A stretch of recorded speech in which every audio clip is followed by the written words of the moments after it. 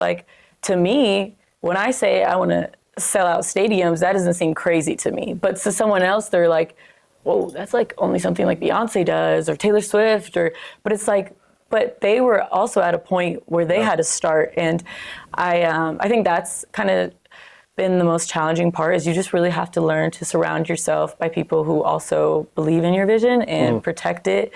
And also just like not be discouraged. By other people's insecurities. Yes, yeah, a lot of projections.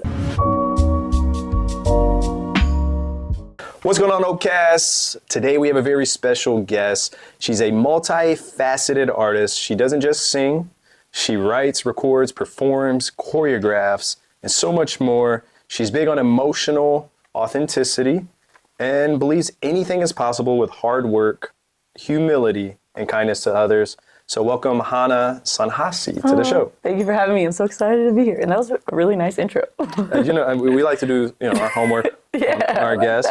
Before we talk about, you being a multifaceted artist, we all have a background and a journey that like leads us to our current dreams. So let's talk about that. Yeah, so I guess we can take it back to the start. So I came to the United States. My family came to the United States as refugees from the war back home in Kosovo. That was in 1999, and I was a baby. And I grew up in Columbia, Missouri, and our whole lives we would periodically come here to St. Louis, Kansas City. I think St. Louis mostly because of the food, because there was Chavapi. Oh yeah. Yeah, so my dad still comes here, we'll come every Sunday, drive 2 hours just for food. Wait, for real? Yeah. Every Sunday? Yeah, mostly. Maybe every other Sunday, but yeah, it's pretty crazy. Where are you going when you come here? So we used to go, we go to Cafe Nova a lot. That's by my house, yeah. Yeah, best patio in St. Louis and really good food. And Jay's Pizzeria is where Pizzeria is where we've been going now, but we used to go, I forget what it was called, but it was another place that when I was younger, we would go to, and we come here to get our cheese.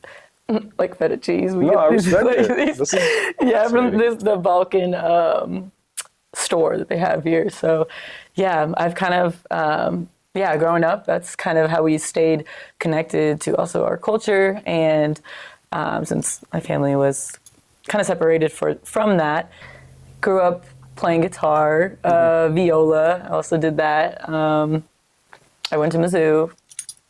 Where did you fall in love with music? I think my dad was always, my mom too, they were always listening to music and had it on around the house growing up. But it was always Albanian music. And when I was young, I was like, because it's the traditional music. When you're young, you don't appreciate. Oh, for sure. You're just like, I just want to hear something more I don't know, pop or something. So I think at the time I didn't appreciate it, but as I grew up, I started to have an appreciation for it when I was in middle school. That's when I don't know what prompted me to pick up the guitar, but I remember my dad was like, sure, and took me to lessons and talent shows that we would do. And I think that's where I kind of started to grow a love for singing and wanting to be an artist, but it was always just kind of like a dream when I was a kid. And I think as I got older, also with societal pressures, I just kind of forgot about that. And I went to college and got my degree, and it wasn't until that the first song I made where it was oh, this is actually what I want to do for the rest of my life. But yeah, I think I would say, I don't know if there was a specific moment, but I think it was always ingrained in me growing up, but I didn't realize how ingrained in me it was until I got older. And I was like, oh, this is why I like this, or this is why I maybe write melodies like this. It's pulling from these songs when I was young. So yeah, I guess I would say my whole family was pretty into music, but no one was a musician. What were you listening to? Growing up, you get almost said iPod. I don't know. Yeah, I think so, yeah. Was Or that- like those CD players. CD players? Yeah. Also, okay. I was going to say, yeah, you were born in the 1900s with me, right? 1900 sounds crazy. I know. I've been making that joke a lot. I'm like, yeah, I was born in the 1900s, and everyone just looks, and we're like, dang, we were. Yeah. But like, It's crazier to be a 2000s baby, though. I feel like when people say 2000s, it's like, whoa. we've lived a life. Like, you think of everything and just, even in the last 5 years since your first song came out, the life that's been going on. Yeah. Now, like, who were you listening to? Like, what was what was the first album you ever purchased? Oh, it was probably Hannah Montana one, to be honest, or Miley Cyrus, Yeah. because she was like, I was obsessed with her, and I feel like now I live that Hannah Montana life in a sense where it's like day job best of and both worlds. yeah. You know, it's hilarious. I'm not saying like I just chose to watch it this weekend, but it was on in the background. My niece loves Hannah Montana. She has good taste. She's and I think my wife and I, like, our first date, like, I lost the bet. And so we had to go see, our first date to the movies was was it Best of Both, the movie. The Hannah Montana like movie. back in, was it So 2008, good. 9 or something? It's a life-changing movie. That movie was like, It's very relatable. yeah, it is. Now I see what the writers were getting at. Like, it was probably about artists back then and now. You see artists who, I always see TikToks about this. It'll be like going from this, they'll be like dancing with Chris Brown on tour, and then it's like they're doing their day job, and it's like, this is a weird, Crazy. you know, like best of both worlds, like you said. But yeah, I would say probably Miley Cyrus or Hannah Montana one. Probably Hannah Montana, because I don't think she had released music until after. But what else? I don't. It wasn't like a album I purchased, but I listened to a lot of Roxette growing up because my mom really liked Roxette, and they were a Swedish like pop rock duo. And who else did I listen to? The big ones. Michael Jackson always was Always, playing. Yeah, it's always. I feel like, or even when people say like, "Who are you inspired by?" and I'm like, I feel like everyone's inspired by Michael Jackson, but him as well. I was gonna say, I always get a lot of crap from my buddies. Like, they say my because I think in the last 2-3 years, my Spotify Wrapped doesn't really, like, the artist doesn't surpass 2008, because it's number one. It goes back and forth between Stevie Wonder, Beyonce, Billy Joel. Last year, Usher made it, Usher, yeah. and then we had. Beyonce, I can't think. Michael Jackson. Michael Jackson, yeah. So those are like 4. I mean, Usher, he crept into it. Yeah. You know, but those are like, because I love good storytellers. And so when people ask me, like, you know, about the things I do, they're like, oh, did you go to school for journalism? I was like, no. Where do you come up with your questions? I'm like, I'm just a curious person. Yeah. Like, I don't care to ask the same thing everybody else ask people. And I'm like, but then also like listening to those storytellers, and, you know, you put on one of their songs and you're just like listening. It's timeless too. The music back then, yeah. And so, like, your first song came out in 2020. Let's talk about that process and what led you there. Yeah, so I got the opportunity to, I was around some friends who were doing music, and it was kind of on accident. Like, I was like, hey, like, I've always liked to sing. I've always loved music. And I had like written songs like from YouTube beats, like every so often. It wasn't anything I took seriously, but I think it was also because I was at a spot where I was like, I don't know how to get started on something like that. How do I make it sound good? Like, how do I record? Is it from your phone? Is it from headphones? What do you do? But yeah, I was able to record a song with some other musicians. And first I was doing I did a feature on one of their songs, just some background vocals. But then I was able to record my first one, Deserve. And the process, it was just interesting. As soon as I put that over the ear headphones on and heard my voice back, I always talk about that moment, because in that moment I was like, whoa, it sounds crazy just because you're hearing your voice back, but it's just like, you just know in that moment that that is what you've always deep down wanted to do, but you don't realize it until you're in the act of it. Because sometimes also dreams, I feel like why it's so important to surround yourself with people who have either done what you want to do or accomplish those goals because you see it's not like far-fetched. Like you see it's attainable. And I feel like that's what I needed to see. Like I could make the song, I could record it, I could write my own song. And yeah, it was a fun process because I had written the whole song and then I just like recorded it in one session. And then, yeah, it wasn't like my favorite song ever, but a lot of people resonated with it because it was very honest, and I think that's how I was able to release it because it was also during COVID. So again, I didn't like see people in person, so I was like, I don't care, I'm just gonna release this. You realize that at that time it's just like chase your dreams. You have no idea how long you're here for. Exactly. Yeah, I think that's something I've also discovered in the past few years that I think it's important to, I think people in society, they have good like maybe guidelines of like what should be a good life, but at the end of the day, only you're gonna know what's truly fulfilling you, and you don't wanna live a life where in the end you're like, dang, I wish I would've chased that, or so yeah, it really puts in perspective what's important for sure. Yeah, and you're a hustler. You do what you have to do what you wanna do. Exactly, yep. That's a quote I got from Denzel, because for a stretch I had to work in insurance, and then I did that for like 10 years, and then here I am over here. People like, they think I have an extensive amount of marketing background. And I'm just like, no, I just connect with, like, I just talk to people. Like, well, how do you keep up with trends? They're saying this other thing's a trend. I was like, that could be a trend somewhere else, but like, I just know people. Yeah. And like, I think it's like just knowing the type of, I guess, art or things that people want to consume. And so you write songs. How are you coming up with a song? Like, do you start off with like a title and then bam, or do you write out lines? Like, what is that process? It all varies. Sometimes, more recently, me and my producer Elliot will be in a session, and he always starts off with, "How are you feeling today?" So if it's like I'm in a better mood, or if I feel like my world is falling apart, whichever how I'm feeling, he starts a beat based around that. Like he'll pull like a guitar or something, or he'll play some chords, and I'll be like, yeah, I like that, or no, I don't like that, and kind of work with him on the production of that, which has been really exciting because for other songs, and other times he'll like send me fully done beats because he understands my taste pretty well, but it's been really fun to start it from the beginning, from the production, which I think from the production from there, it's almost like, what emotion is this song like pulling out of me?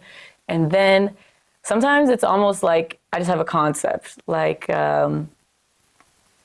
maybe I'm trying to think of, probably recently, like we had a concept of you must have been crossing your fingers, like just like a punchline.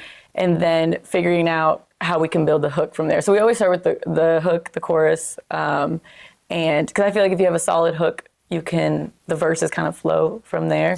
But yeah, it's usually just about the concept or that punchline that, like for my most recent song, it was "If You Like It," because we're doing a melody pass. Sometimes that happens. We'll just like get on the mic and just kind of like mumble and see what flows, and then find lyrics from there. Because I don't know, I don't think I can write a full song without like the music at the same time. Like it needs to be like integrated into the process, but that's kind of how I do it, like punchline or what the message of the song is, and then build out. Do you go into the studio by yourself, or like when you're with the producer, do you have like a team of people that help inspire? Yeah, it depends. Sometimes, like recently, it was just me and Elliot in the studio, but sometimes we also have Steve, Trill Stevo, he's also a producer, and he'll be in there too. He also helps out with production mostly too, but I think we all collectively bounce ideas off of each other, whether it's songwriting or things we can add to the beat or melodies. And Steve was actually the one that came up with the melody pass, and he was like just mumbling. He said, "If you like it," and then that was for my most recent song. We were like, "Oh, I like that," and that's then it. Yeah, and then we like grabbed it from there. So yeah, it's always fun. I feel like us three have been the core majority throughout like my music, which is really cool to build a team that also understands what you like, what you don't like, and kind of build from there too. Well, let's talk about navigating people throughout the music industry, because you've spoken about it, and a lot of people have talked about the music industry and how tough it is. So as an independent artist, how has it been for you? Yeah, I would say it's definitely challenging to chase anything. I wouldn't say chase, but just like go after something that's not very maybe traditional. Whether it's building, I look at it now as building a business, and even maybe like whoever invented like I don't know, like vacuums or something, like a vacuum Dyson, let's say.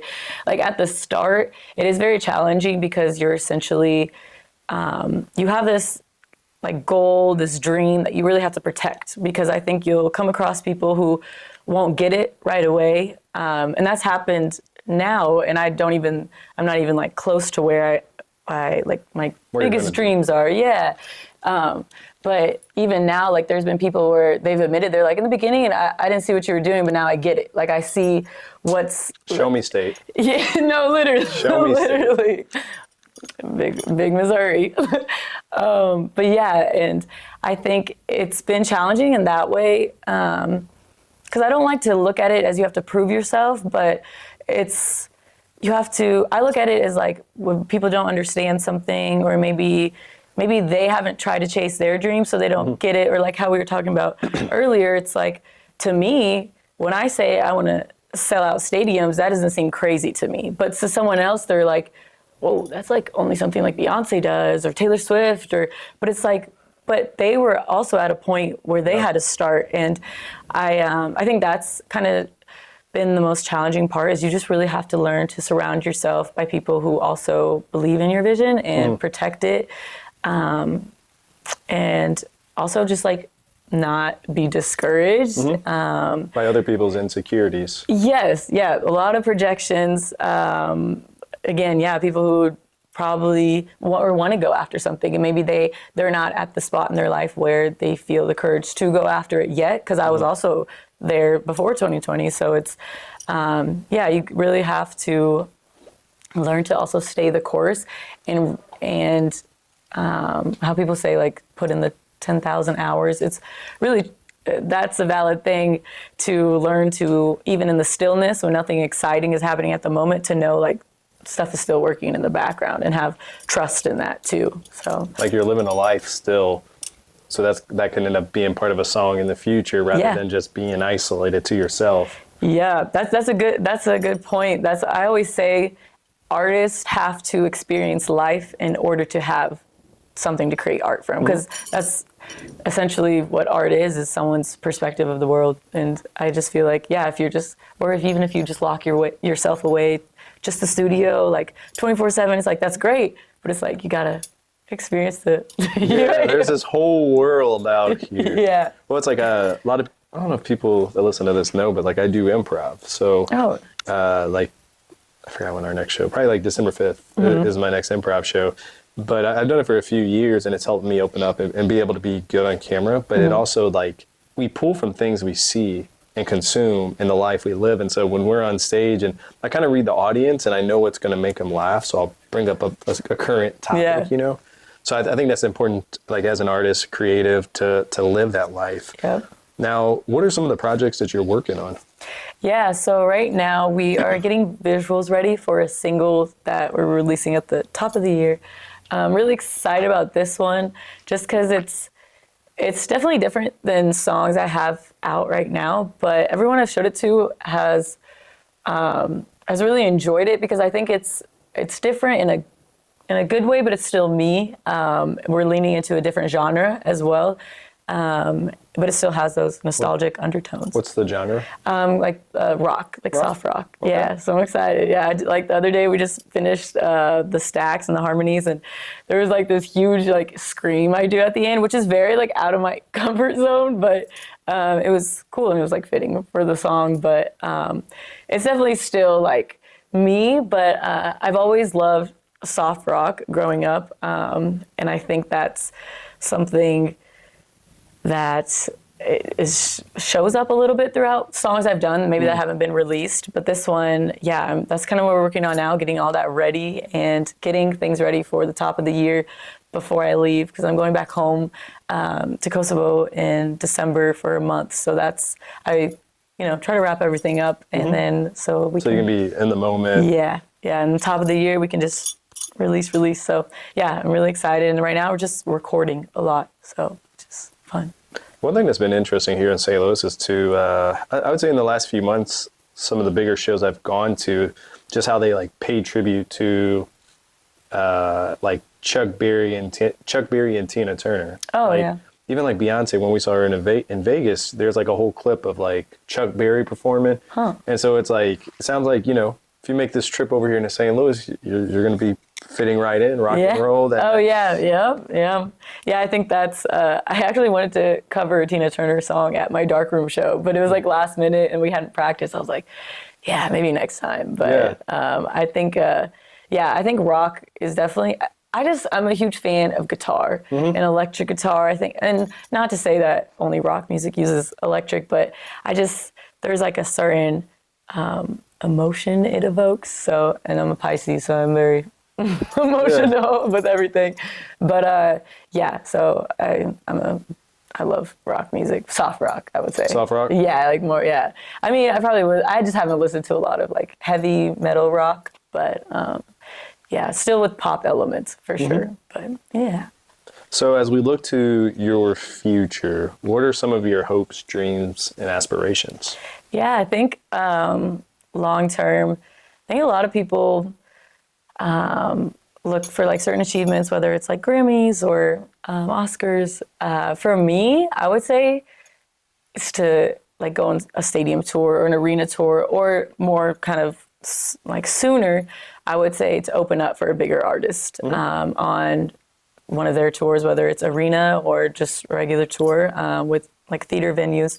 I think that will, again, like you were mentioning earlier, also being able to read the crowd. And I really do love performing. I think at first I shied away from it, but recently I think like that's actually the best part of making music. And I think that's the end goal, because you can create and you can have people experience your music, but getting their reaction. Yeah, and getting to do it together. Time. Yeah, and the energy, and like even the darkroom show we did and the Blue Note for calling, like people just yelling out the hook. Like it just feels very cool. Like it's just like, wow, like people are listening. Like, yay, thank you.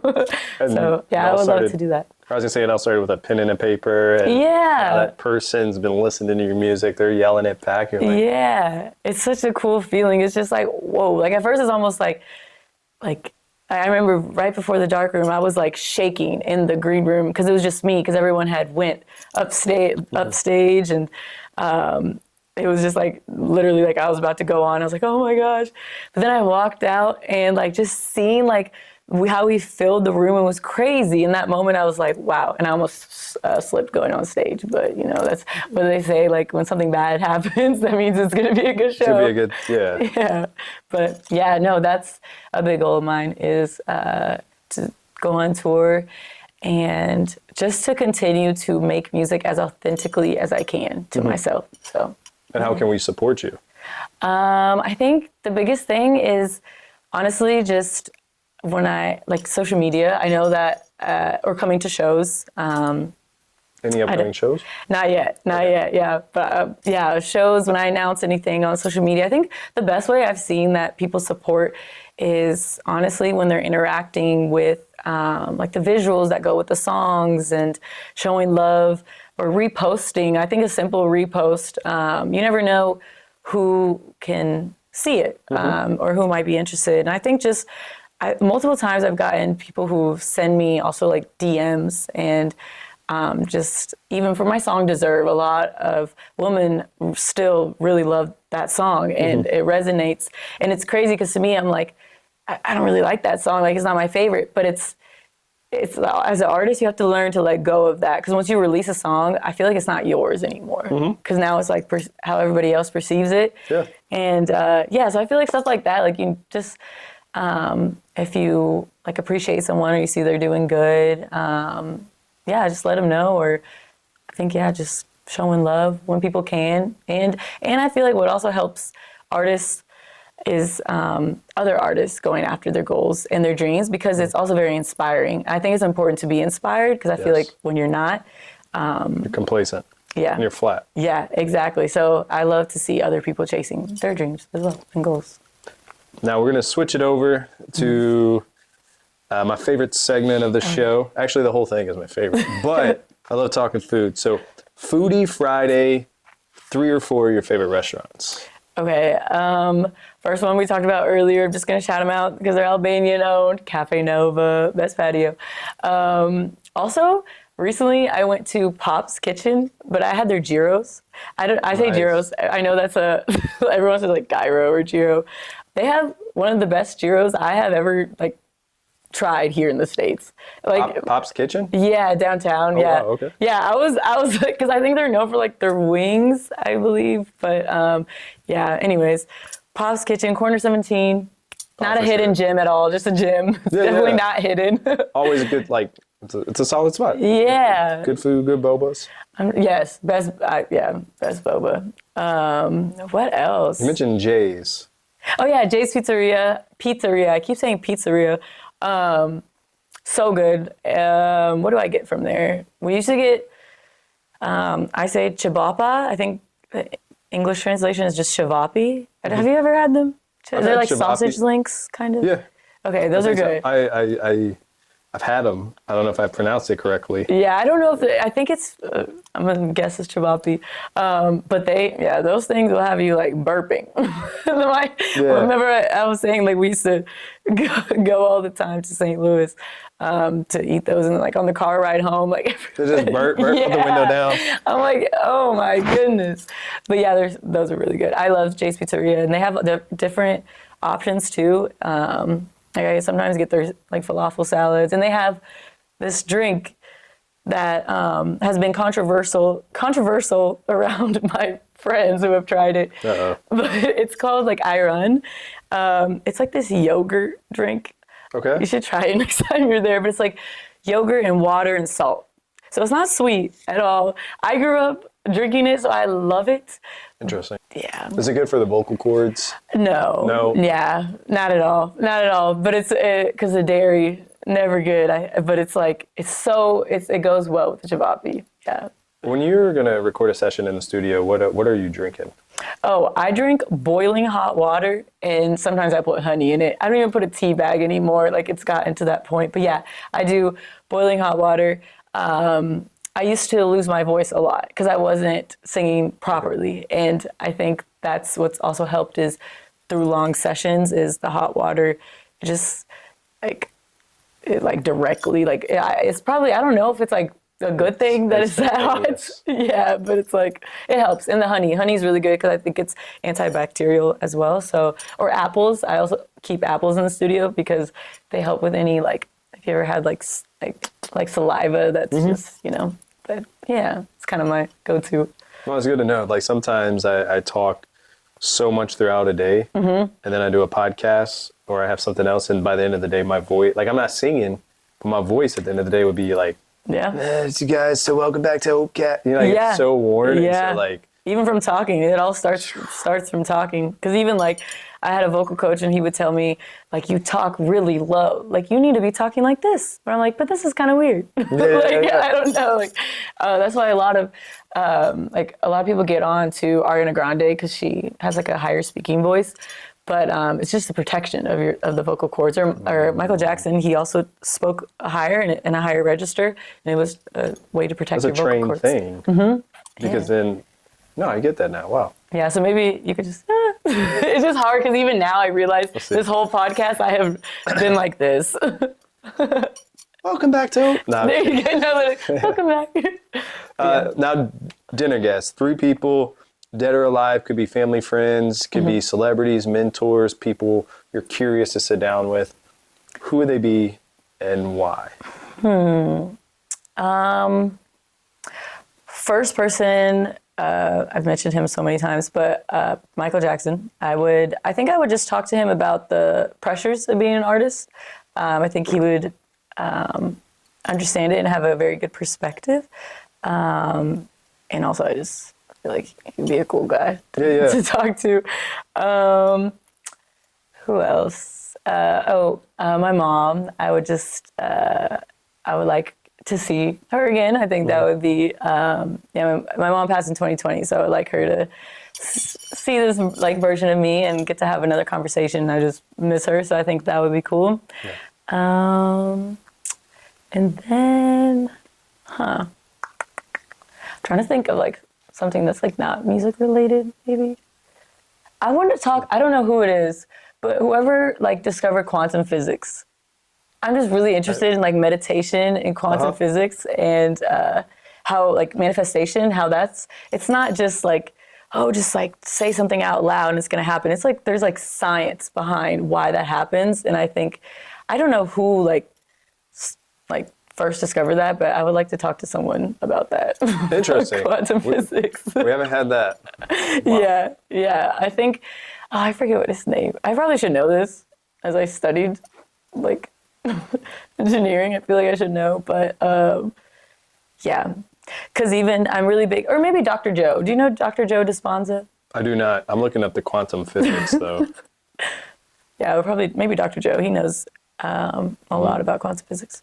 Max Planck, who is considered the father of quantum theory for his work in 1900, he proposed that energy is not continuous but is emitted in discrete packets or quanta to explain the radiation from a black body. I don't know what that means in science. So, yeah, so Max Planck, and then who was the fourth person? Yeah, your table has become someone, you know. Oh, we're all like together? Yeah. Are we? All at once, yeah. Oh, I thought this was like individual. Okay. It all works. I guess everybody get along with physics. Yeah, maybe Ariana Grande. Ariana Grande. Yeah, hey, shout I love out her. to Wicked. You get your tickets yet? My wife already bought them. No, I haven't for the second one, but the first one was so good. I love her. She's a big inspiration on how I stack my vocals too. So I just love how you won't hear something in her song and you'll listen to that song for like 20 times and then you'll hear like, oh, there was that lower harmony or higher harmony. And I think that's really cool because it's just, I like how she doesn't just like create songs. She's like, it's like a painting almost in music form. That's cool because like, people listen to music for different reasons or in different ways, different capacities. And as a musician, a singer yourself, you hear it from a whole different realm. So that's pretty cool. Yeah, sometimes when I like first started music, I was like, dang, I can't enjoy music anymore. Yeah. But now I've been able to like, also when I really like something, I'm like, why do I like it? You know, I also like take that back to my own writing because it's like, what is it? Is it like that because sometimes the best songs are so simple that it's hard to make it that simple. Yeah. Like I was even thinking about Partying in the USA. Like it's such a simple concept, but it's so good. Like I don't know, stuff like that is just, you just wonder like, okay, why did I like it? Was it the emotion or how, I don't know, just like clear what they were talking about was? Because sometimes metaphors are also good, but when someone says something in a way where you're like, whoa, like that's what I was thinking. I just didn't know how to say it. So yeah. You have me thinking now, like, and now it's like, why do I like this? Yeah. For me, making a short form video, why do I like this? Yeah. Why do I like this? You know? For visuals, yeah, I'm huge on visuals. I feel like when I'm creating music, I'm already like 10 steps ahead of like, this is the content, like the visual content we're going to do. And then the song's not even done yet. But I'm like, I don't know. I just feel like that I love like creating a world around the music. And I think I just want to like bring people into that world. And the best way to do that also is through visuals. And we're in a very visual game right now, I feel like. So I do the same thing. If I see another artist, I'm like, whoa, like that caught my attention. Like why? Like, you know, so yeah. For me, I think my thing is like, when I make things, I'm like, I got 2 seconds. I have 2 seconds to get you to get your attention. And I treat it like I do consulting for a lot of companies, but it's like, I tell them it's like, why did you pick up that magazine? You know, first it was a cover and it says something on there. And then what made you open to page 40? There was something on there that made you go through it. What made you read page 40 and 41? And then it says, you know, follow this person, whatever. What was that call to action? Like, what made you finish it? So that's like when I approach things, it's not just like, hey, this is just another video. Like, even lately, it's been taking me a while to edit some of mine because I'm just so intentional of like a chop, chop, chop. Like, same. I love it. Cuts, quick cuts. And I'm like, it's like I have to be in a certain mindset And sometimes I don't know the right words to do on a video. So sometimes I sit on videos Like captions or like on the actual like the screen? the script.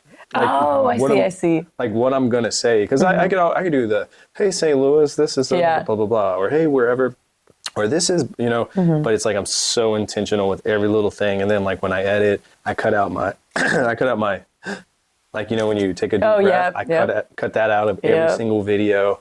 I make it like it's a science. It is, and I like how you said you're very intentional. That's something. My favorite artists, they're very intentional with their work, or all my favorite creatives, because I think that's like a beautiful thing to see, is when someone puts so much care into something. And even how you're saying, like, even just the script of what you say, because essentially that is going to get people to either stay or scroll. So it's all very it is a science. Even like songs, learning how to properly write songs, like my first song versus songs I do now, it's like the pre-hook, the hook, your verses. It is very, it's interesting. It's very, you almost have, there's like a science to it, but then you also have to learn to like let go, which is hard for me, I feel like, when I'm learning. But yeah, it's definitely, you got to be very intentional with everything you do. Now, words of wisdom, someone that aspires to do what you're doing, or it could be someone going through a tough time. What would they be and why?